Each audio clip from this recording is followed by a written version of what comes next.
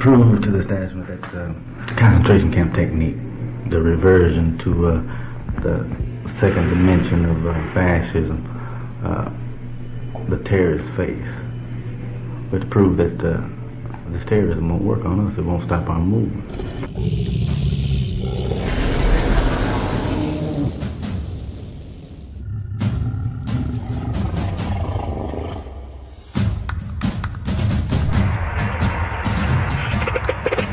The BGF oath, Weusi Gaidi Jama, that means Black Guerrilla Family. If I should break my stride or falter at my comrade's side, this oath shall kill me. If my words should prove untrue, should I betray the chosen few, this oath shall kill me. Should I submit to greed or lust, should I betray the people's trust, this oath shall kill me. Should I grow lax in discipline, in time of strife refuse my hand, this oath shall kill me.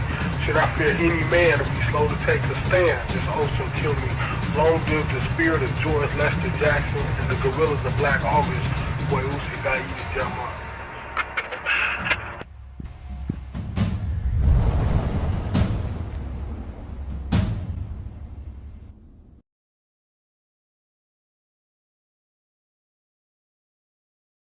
Greetings and salutations. It's your host, Gabe Morales, returning with another episode of Black Guerrilla family members over the past 6 decades or so. Today we're going to cover the J last names, as in George Jackson.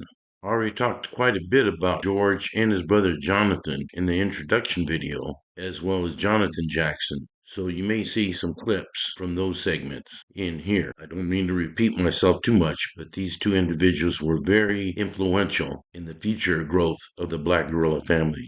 As mentioned in the C episode under James Carr, he and George ran with a clique in prison called the Wolfpack in the early 1960s. Carr stated that he also later joined Jackson's Capone gang when they were reunited. It's my understanding that as a teen, Jackson belonged to an LA street gang called the Capones, like the Businessman that Doc Holliday belonged to, and other LA black gangs like the Compton Farm Dogs, the Slossons, the Gladiators, and the Avenues that bodybuilder Craig Munson belonged to. The Capones were said to be a street gang, but George later made a contingent of them inside prison. It stated that Jackson's Capone gang often battled the Mexican Mafia. George was attracted to the name since he previously lived in the Throop Street projects of Chicago as a youngster before moving to LA with his parents. A co-founder of the Capones was said to be a Junior Grayton, who also originally hailed from Chicago. As the Wolfpack morphed, added and lost members, it eventually gave way to the Capones, then was renamed the Black Mafia, and the latter two allegedly had an alliance with a few La Costa Nostra Italian Mafia members on the yard to control gambling rackets at San Quentin. Italians also worked with the Aryan Brotherhood and Mexican Mafia to get a bit of that action. It is my understanding that the Italians arranged for drugs to be smuggled into the prisons. It is stated that George participated in black studies groups around 1965 to 1966, and that is when it was identified as being the Black family. George was starting to absorb revolutionary works and concentrated less on criminal activities and shifted his focus more into Black revolutionary mentality. The BGF first gained national spotlight as the Soledad Brothers when, on January 14, 1970, 3 convicts, including W.L. Nolan, were shot to death by Soledad gunner O.G. Miller. And 3 days after the shooting, Monterey County grand jury quickly concluded that the killings were justifiable homicide, which made black prisoners very angry. Within a half hour of the verdict being announced on the radio, prison guard John Vincent Mills was beaten and thrown off the 3rd tier at Soledad, which resulted in his death, as a partial payback for 3 black inmates that had been killed at Soledad by a yard gunner. On Mills' body was allegedly a note with the message, 1 down, 2 to go. On February 28, 1970, Drumgo, along with George Jackson and Clutchette, were indicted by a Monterey County grand jury for first-degree murder, and jointly they became known as the Soledad Brothers.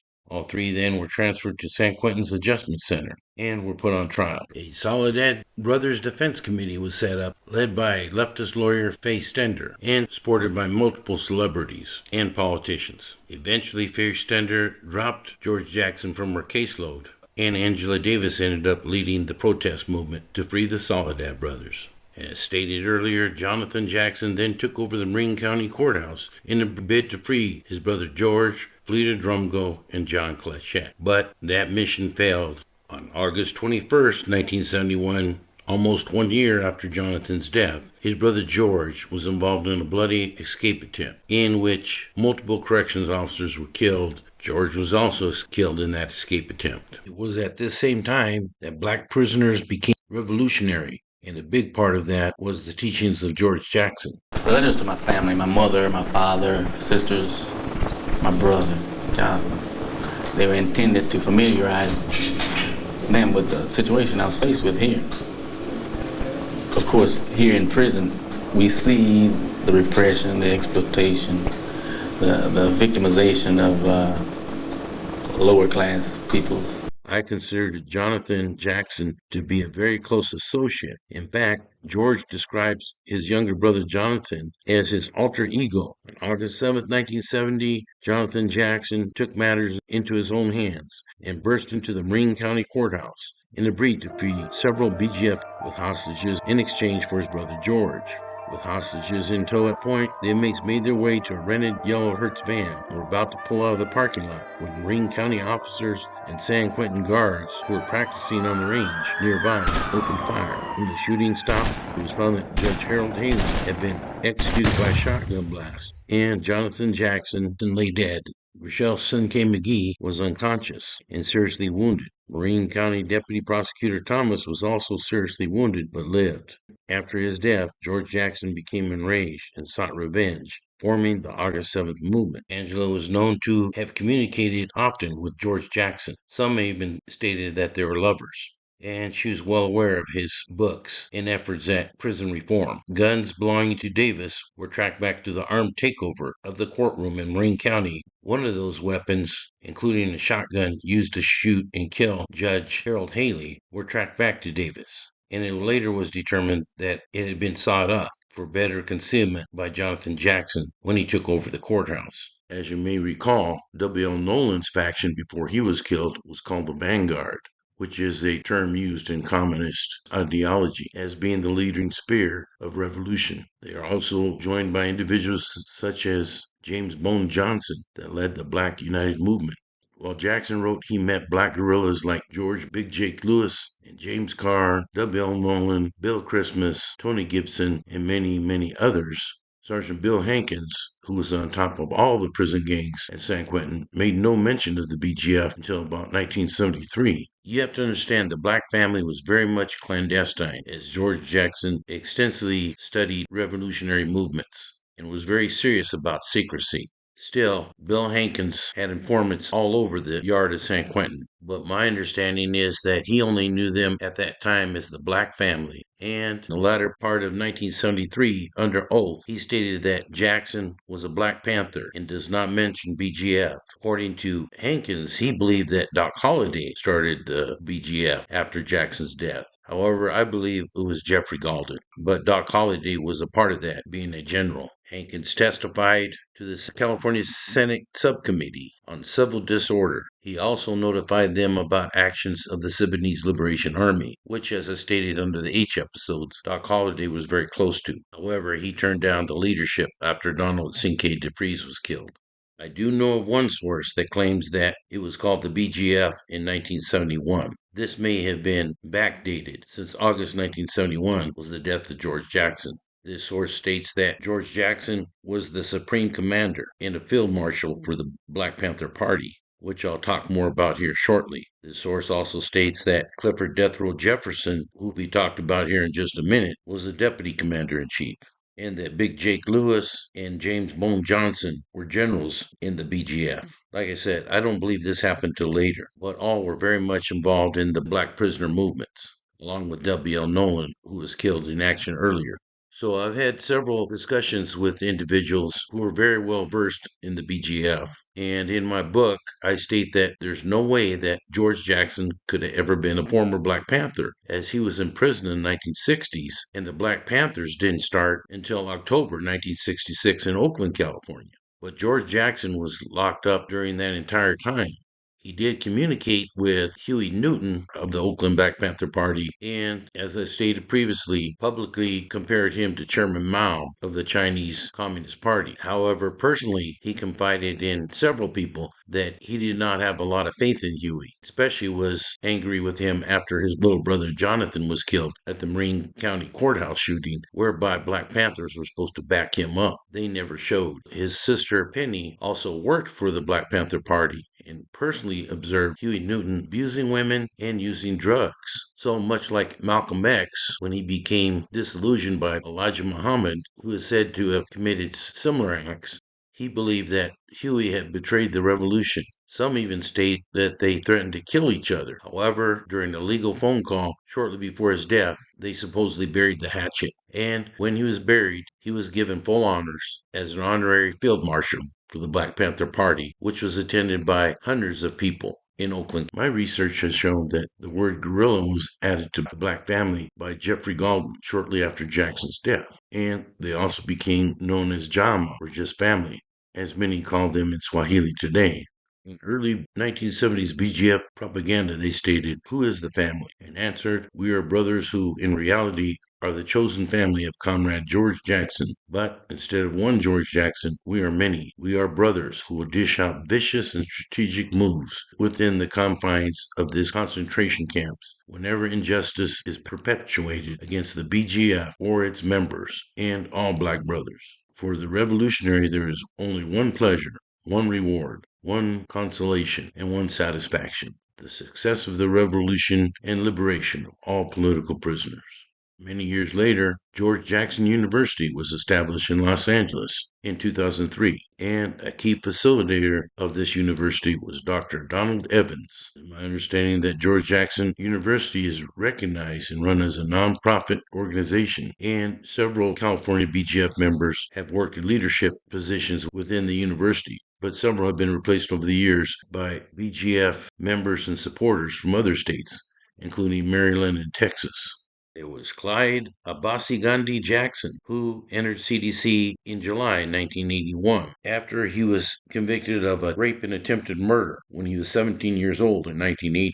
Evidently, there was a 24-year-old woman who attended Golden Gate University, and it is stated that she was gang raped over the course of 4 hours, shot twice, and was run over by a vehicle, and feared for her life, according to court testimony. Clyde Jackson was identified as one of the perpetrators. However, he later appeared in a 60-minute episode professing his innocence. I show he was housed at Pelican Bay in the 1990s, and then when the shoe kickouts occurred, he was housed at California State Prison at Solano. I showed that he was denied parole in that same year, and apparently in 2023 also, where he still currently resides, being 61 years of age. It was Clifford Death Row Jefferson, also known as Uncle Giap, was born in the 1920s. As a young teen, he was convicted of multiple felonies, including assault with a deadly weapon, and served a sentence in the state training still for Negro boys in Bowie, Oklahoma, the state where he was born. Eventually, he moved out to California, as many Okies and Arkies did, to the Bakersfield, California area. But trouble followed him there also, and he was sent to San Quentin in 1945, burglarizing the Bakersfield market. He picked up more charges while he was incarcerated, including attacks on prison guards. He finally paroled from Folsom Prison, but had trouble adjusting to the streets, and was in and out of jail and prisons for parole violations. In 1949, Jefferson received a 5 years to life sentence for a second-degree murder he was convicted of. In 1955, Jefferson was committed to death row after committing an assault in Folsom. He and 2 other prisoners stabbed the victim, a notorious convict named Leonard Sheik Thompson, over 15 times. Thompson survived his attack, and I understand took away the weapons and actually beat up his assailants. But he went on to testify in court against Jefferson, which is a major violation under the convict code. Finally, they got Sheik in 1966, when 2 black family members named Buford Motormouth Beard and Robert Sterling Kennedy managed to kill him under Death Row Jeff's orders. They broke his leg with a baseball bat and slit his throat in a surprise attack. Understand that Death Row Jeff was also close to the Sudanese Liberation Army. It was David Giap Johnson, who was originally from San Diego, but also had ties to the Bay Area, thus a tattoo of 415, who had B number 16381. Johnson landed at San Quentin after a second-degree burglary conviction and was sentenced 6 months to 15 years. He had previously spent time in jail for a battery charge against a police officer. During his time in CDC, Johnson spent the majority of his time in San Quentin's Adjustment Center, and he became friends with former Green Beret and Black Panther member Elmer Geronimo Pratt while they're both housed in the AC. My understanding is that it was Pratt who gave him the moniker Giap, which was short for General Volwen Giap, who was a primary military commander during the Vietnam War and wrote a popular book that BGF members often read called People's War, People's Army. David Johnson was a part of the incident that took place on August 21st, 1971, whereby 3 guards, 2 white tear tenders were killed, as well as George Jackson. According to David Johnson, George was manipulated into a situation where officials could assassinate him. And to cover up George's assassination, he and 5 others, known as the San Quentin Six, were charged with trying to escape, possession of weapons, conspiracy, and murders. Now here's the thing. Like I've stated before, I usually don't insert my personal opinion into these things and just narrate the documentation that I found during my research. But if I understand him correctly, he's saying that CDC officials allowed 3 guards to be killed in order to take out George Jackson. That just don't make a lot of sense to me. But anyways, that's his story and he's sticking to it. Mentioned very briefly a Maryland BGF member by the name of Gerald Geezy Johnson, who in April 2018 was sentenced to life in prison without parole for his role in being a major commander of the Black Guerrilla family in Maryland. According to U.S. District Federal Judge James Brader, he poses a grave danger, perhaps the greatest danger of any defendant the court has ever sentenced. Evidently, Johnson was the number 1 guy out in the streets at the time who ran East Baltimore, and he was convicted of murdering multiple individuals, including a Moses Malone, who had turned witness in a case against another BGF member. Late 2022, 6 alleged Baltimore BGF members and associates were indicted for racketeering, also known as RICO. Nightman alleged that the defendants committed multiple acts of violence, including 6 murders, almost a dozen shootings, attempted murders, and armed robberies. As I've stated before, the BGF in Maryland may be even stronger than in the BGF in California right now. I would say right now the BGF in California is less than 100, while the BGF in Maryland DOC is said to be more than 1,000. There was Richard Razor Johnson, who came into the California system in the 1990s with K number 53293. My understanding that he soon was made a BGF captain per Special Services Unit Agent Anthony Murphy, who is considered to be an expert in BGF history and politics. I show that Razor was soon housed at Pelican Bay and I believe remained there into the shoe kickouts in 2015 when he was sent to New Folsom. It's my understanding that Razor Johnson was one of the individuals who stamped the Maryland branch of the BGF, but I show currently is not in custody. There was a Warden Fellow Jordan, who I understand was a long-time BGF member with B number 42117. I show that he was housed in Pelican Bay for many years, and then when the shoe kickouts occurred, was housed in New Folsom Prison in 2015, but currently shows not in custody. There was Paul Jones from Oakland, also known as PJ, who had B number 26077, and for a long time was considered to be a general within the BGF. My run-in with PJ occurred at Beep Facility in New Folsom in 1987. I was a fish cop recently out of the academy, and I was working the tier during laundry exchange, and I remember I started off with cell 201, which would have been on the second tier, and I exchanged 2 sheets from the individuals inside the cells. I then went on to the next cell, 202, exchanged sheets with them. About cell 203, I heard somebody shout out 201, "Hey, motherfucker, these sheets are dirty. Get your ass back over here." Now, normally I would have gladly exchanged dingy sheets for better ones, but in this case, because the individual talked to me so rudely, I decided to ignore him. So I moved on to cell 204, then 205, and about the shower area, I heard a door open. I looked down at the unit door and expected to see a CO escorting an inmate into the unit, but it was still closed. I then looked down the tier and I saw a very angry inmate who I later found out was PJ Jones coming straight at me, pounding his fist. stating, "Do you know who the fuck I am?" As he approached, I backed up a couple steps, and he kept on coming towards me aggressively, pounding his fist into his hand, yelling in my face what he would do to me. I wasn't about to back myself in the corner, but I gotta admit, I was scared. This guy's arms were bigger than my legs. He was huge, or what they call swole, or yoked out, and I looked up at the unit gunner who had let him out in total bewilderment. And when I looked up at him, the gunner went into the bathroom and closed the door, leaving me out in the chair with Jones. At that point, I knew I had no backup, and it was basically a lost cause. So I dropped the sheets and said, "You can have all these, I don't care. I'm not about to sacrifice my life over a pair of sheets." Then walked calmly as I could down the stairs and waited for the door to open, as Jones was laughing it up on the tier and handing out sheets to people. When I got out of the unit and into the CO's office, I yelled up to the gunner, "What the hell are you doing, man?" And he told me, "Oh, is there a problem?" I said, "Yeah, there's a problem. You let this dude out on the tier with me. He was about to take my head off." He said, "Oh, well, I'm sorry. I thought you wanted him out there. A lot of times we have volunteers go out to help the officers." I said, "Did I ask for him to be out there?" He said, no. I said, "Well, then, why did you open up the door?" I was furious. After laundry exchange was done, I went down to the sergeant's office and explained my predicament to Sergeant Rendon, who told me I needed to write him up. Well, it doesn't matter if you're an inmate snitch or an officer snitch. Snitching is frowned upon in the California Department of Corrections. And I said I didn't want a snitch jacket. I barely got out of the academy. I didn't want to have that reputation for the rest of my career. But Sergeant Rendon convinced me. He goes, "Did you fear for your life?" I said, "Yes." He goes, "Well, what if this happens to another officer? The BGF are known for killing officers." And he said, "You have to do this to protect other officers. But I can't make you write it up. I wasn't there." And so I decided to write it up. I understand that later on, that officer was moved out of that control booth and into a tower far away from inmates, as he stated that he had been pressured by the BGF to do other things for them in that unit. Anyways, another true war story from Folsom Prison. Jones was extremely close to longtime BGF Lieutenant Hugo Yogi Pinnell, who was documented as killing multiple corrections officers. And when Pinnell was killed at New Folsom many years later, Jones wrote a pretty extensive write-up on his comrade and how he served the revolution and got back at the racist pigs.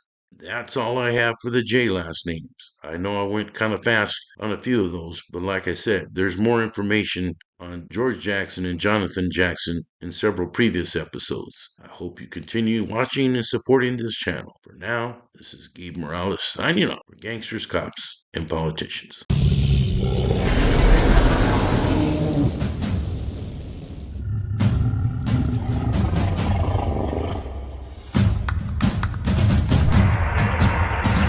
Should I grow lax in discipline? In time of strife, refuse my hand, this oath shall kill me. Should I fear any man or be slow to take a stand? This oath shall kill me. Long live the spirit of George Lester Jackson and the guerrillas of Black August, Giap.